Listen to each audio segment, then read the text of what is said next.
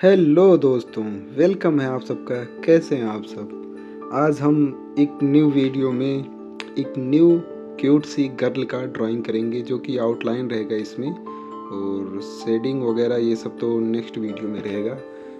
तो हमारा सबसे पहला काम ये रहेगा कि पेज को चारों साइड से टेप लगा के एक जगह पे स्थिर कर देंगे।